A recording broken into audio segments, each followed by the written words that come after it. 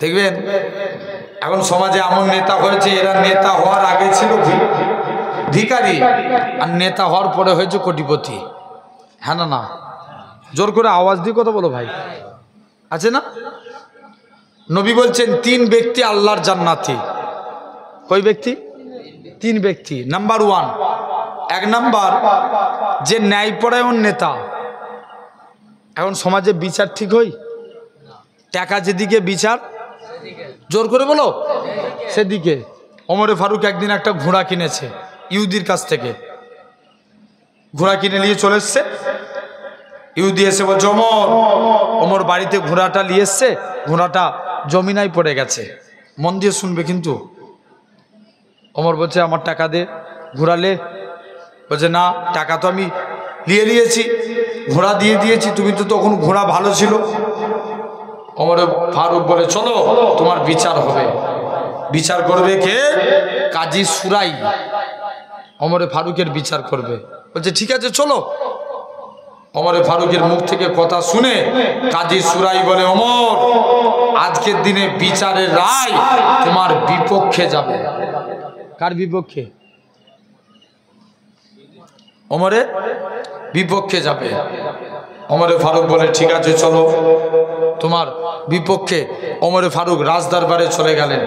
বলছে এই মানুষটা কত সুন্দর যে আজ আমার বিপক্ষে রায় দেয়, নিঃসন্দেহে এই মানুষটার প্রমোশন আমি ওমর বাড়িয়ে দিলাম। জোরে বলে। আর আমার সমাজে বিচার হলে কেউ যদি হক কথা বলে, দেখবেন তাকে আগে জেলে ঢুকায়, কথা বলে না। জোর করে বলো। লক্ষ্য করে দেখেন, এই তো আমাদের দেশের সরকারের পরিস্থিতি। মিডিয়ায়, ফেসবুকে অনেক ছেলে বড় বড় কথা বলে। আপনার মেদিনীপুরের ছেলে শুভেন্দু অধিকারী, সুকান্ত মজুমদার, একটা টাগলা আছে, কি নাম ওর জানি না আমি, এই বাংলাতে বাড়ি। এরা উল্টো পাল্টা দাঙ্গা লাগানোর কথা বলছে, এদেরকে পুলিশ কিছু বলে না। আর দেখবেন আমার ঘরের কোনো ছেলে যদি একটা কথা বলে, তাড়াতাড়ি করে পরের দিন তাদেরকে তলব করা হয়। ভুল বলছি না ঠিক বলছি? জোর করে বলো, আছে না? জেনে রেখে দেন। খাওয়া হয়ে গেছে? ও কেন এই দোকানটা বন্ধ নাকি? তোরা ওইদিকে কি করতে গেছিলিস? আল্লাহর কসম বল, বিড়ি খাইনিস তো? জেনে রেখে দেন। চলো চলে নাম, নাম নিশ্চয় নাম। হ্যাঁ চলো সো ঘুরি, সামনে এসো। আল্লাহু আকবার। যুবকরা আগে আসতে হবে, ঠিক না ভুল? জেনে রেখে দেন। ভাইয়ের আব্বারা তরুণেরা আসেন, মন দিয়ে শুনেন। তাহলে ওমরে ফারুক বলে চলো একবার তকবীর মারো তো দেখি। না রে তকবীর। আগের বছরে পেট ব্যথা হয়ে গেছে বলে এই জন্য এই বছরে দেয়নি তকবীর। জোর করে দাও না রে তকবীর। আরো জোরে হবে। সবাইকে জাগিয়ে দাও, তোমরা নিজেদেরকেও জাগতে হবে, সবাইকে জাগিয়ে দাও। না রে তকবীর। যেন তোমাদের আওয়াজ শুনে ঘুম থেকে বেরিয়ে চলে এসছে সব।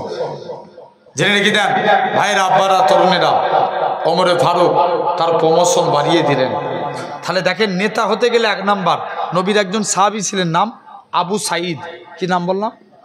আবু সাঈদ। ওমরের কাছে গ্রামের লোকেরা আবু সাঈদের ব্যাপারে 3টে নালিশ করলো। হুজুর, আবু সাঈদ প্রতিদিন রাজদরবারে আসতে লেট করে, এটা 1 নাম্বার কারণ। 2 নাম্বার, আবু সাঈদ হুজুর সপ্তাহে একটা দিন করে কামাই করে। 3 নাম্বার, আবু সাঈদ সন্ধ্যের পর কারোর বিচার করে না। আল্লাহ নবী বলছে, এই ওমরে ফারুক বলছে যাও আবু সাঈদকে ডেকে নিয়ে এসো। মুসলমান ঘরে ছেলে মেয়েরা, আব্বারা তরুণেরা, এ নবী প্রেমিকের হযরতে ওমর বলে, এ রাসূলুল্লাহ সাহাবী, এ হযরতে আবু সাঈদ, বলো তো দেখি তুমি কেন এরকম ভাবে তোমার এলাকার মানুষেরা তোমার ব্যাপারে এরকম নালিশ করেছে? হযরতে আবু সাঈদ বলে, ভাই ওমর রে, শুনে রেখে দাও, আমি ইচ্ছা করে কোনো কাজ করিনি, অনিচ্ছায় যদি হয়ে যায় আল্লাহ সেটা মাফ করে। ভাই ওমর রে, তবে শুনে রেখে যাও, আজকের দিনে আমি জানিয়ে দিলাম, আমি ইচ্ছা করে বলে তুমি কেন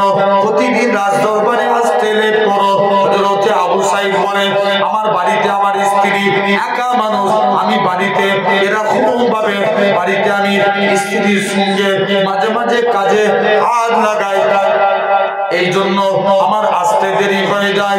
তবে আজকের দিনে এরকম ভাবে তুমি সপ্তাহে একটা দিন করে কেন কামাই করে দাও। হযরত আবু সাঈদ বলে, আমার করোনায় একটা মাত্র জামা, যাতে করে সপ্তাহে একটা দিন জামাটাকে ধৌত করি, জুম্মার নামাজ পড়বো বলে এই জন্য একটা দিন কামাই হয়। আর সন্ধ্যার পরে কেন বিচার করো না? আবু সাঈদ বলে, হে রাসূলুল্লাহ সাহাবী, হে হযরত ওমর, আল্লাহ নবী জানিয়েছে তোমরা তাড়াতাড়ি করে ফজরের এরকম ভাবে তাড়াতাড়ি করে তোমরা নামাজ পড়ে নাও, ঈশার নামাজ পড়ে গভীর রজনীতে উঠে তাহাজ্জুদের নামাজ পড়ে নাও, কেননা আমি রাসূলুল্লাহ এই আমল খানা করি। যাও, এটা হলো 1 নাম্বার। 2 নাম্বার, শুনছেন তো আমার কথা? 2 নাম্বার হচ্ছে অধিক সন্তান প্রসবকারিনী মা বাপ। এখন সন্তানের হার বেড়েছে না কমেছে? কমে গেছে। বেড়ে গেছে কি করে রে? কারণ আগেকার যুগে দাদুদের কটা করে ছেলে হতো? 10টা 12টা হতো না? হতনি? পুরো এক একটা সব টিম বানিয়ে রেখে দিত, হ্যাঁ না? তারপরের জেনারেশন আপনার, শুনছো, তারপরের জেনারেশন 7টা 8টা, তারপরের জেনারেশন। ওরা আমার নুকিয়ে নুকিয়ে দেখছে, চলে এসো। আল্লাহু আকবার। হ্যাঁ, শুধু ওরা যদিও বা এসছিল, একবার ডাকার সাথে সাথে মারটান দৌড় মেরেছে। হ্যাঁ, এগুলো সত্যি খুব একদম সিরিয়াস বলছি, খুব খারাপ এই অভ্যাস। তাহলে কেন জলসা দেবো? জেনে রেখে দেন ভাইরা, আব্বারা, তরুণেরা, এরকম ভাবে দেখেন এখনকার জেনারেশন দুটো একটা, হ্যাঁ না? আর নবী বলছে যে আমার উম্মতের সংখ্যা যত বাড়াবে কিয়ামতের দিন আমি নবী তার জন্য আল্লাহর কাছে গর্ব প্রকাশ করবো। জোরে বলে, একটু জোরে বলা গেল না? কে গর্ব প্রকাশ করবে? আল্লাহর নবী। শুনছেন তো? এটা হলো 2 নম্বর। 3 নম্বর, ফি সাবিলিল্লাহ, যারা আল্লাহর রাস্তায় জিহাদ করে শহীদ হয় এরা হলো জান্নাতি। জোরে বললেন না? নবীর একজন কানা সাহাবী ছিলেন, মানে 2 চোখ অন্ধ। নবীর কাছে গেছে, হুজুর আমি কি একটু যুদ্ধের ময়দানে যেতে পারি? আল্লাহ নবী বলছে, বাবা তুমি চলে যাও, তুমি কানা মানুষ, তোমাকে যুদ্ধ করা লাগবে না। হুজুর অনুমতি দেন না? বলছে, না তুমি কানা মানুষ, তোমায় যুদ্ধ করতে হবে না। বাড়ি চলে গেলেন। আল্লাহ রসুল ইন্তেকালের পর আবু বাক্কারের কাছে আসলেন, আবু বাক্কারও ফিরিয়ে দিলেন। ওমরের কাছে আসলেন, ওমর আমি বুঝি আমি কানা মানুষ, আমি যুদ্ধ করতে পারবো না, তবে আমার জীবনের শোক শহীদ হতে চাই।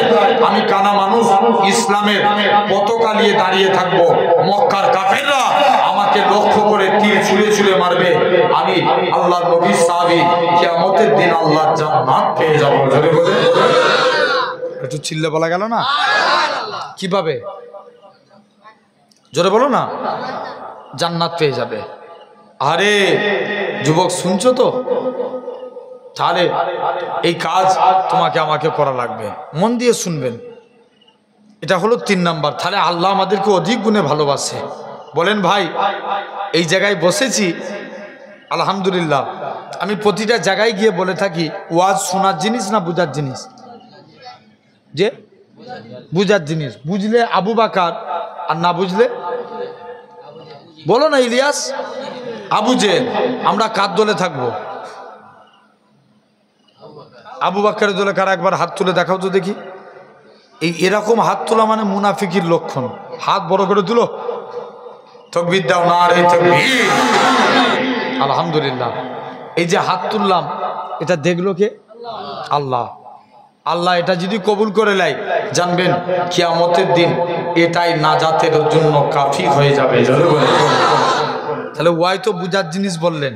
বলেন তো ভাই, মুসলমান আগে না ইমান আগে? ঠিক করে বলো।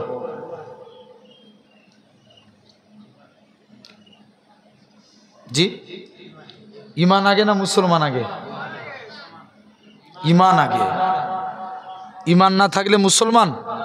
জোর করে বলবে তো মুসলমান না। তাহলে আগে ইমান, তারপরে মুসলমান। হ্যাঁ না না? জোর করে বলো। আগে ইমান আনতে হবে। ভাই আমাদের ইমান হচ্ছে 4 প্রকার। কয় প্রকার? 4 প্রকার।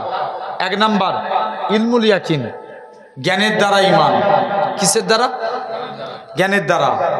2 নাম্বার ভাই জ্ঞানের দ্বারা ইমান। কেমন? মনে করেন আল্লাহ আপনার আমার জন্য 2টো রাস্তা রেখেছেন, একটা ভালো একটা খারাপ। ভালো রাস্তায় হাঁটলে জান্নাত, খারাপ রাস্তায় হাঁটলে জাহান্নাম। আমরা ভালো রাস্তায় হাঁটবো না খারাপ রাস্তায় হাঁটবো, এটা কিসের দ্বারা সিলেক্টেড করি? বলো বলো বলো। বুদ্ধির দ্বারা, জ্ঞানের দ্বারা। এটার নাম ইলমুল ইয়াকিন, জ্ঞানের দ্বারা ইমান। 2 নাম্বার আইনুল ইয়াকিন, চক্ষুর দ্বারা ইমান। কিসের দ্বারা? জোর করে বলো।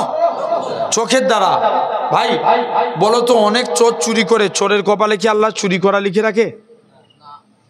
আল্লাহ মানুষের ভালো চাই না খারাপ চাই? ভালো চাই। এখন এক চোর 30 বছর চুরি করছে, কেউ তাকে ধরতে পারেনি, মনে মনে নিয়ত করছে যা আয় বড় পীর সাহেবের বাড়িতে চুরি করতে যাব। হুজুর যদি ধরতে পারে জানবো হুজুর বড় পীর, আর না ধরতে পারলে আমি চোর বড় পীর। কে বলছে? বলো বলো।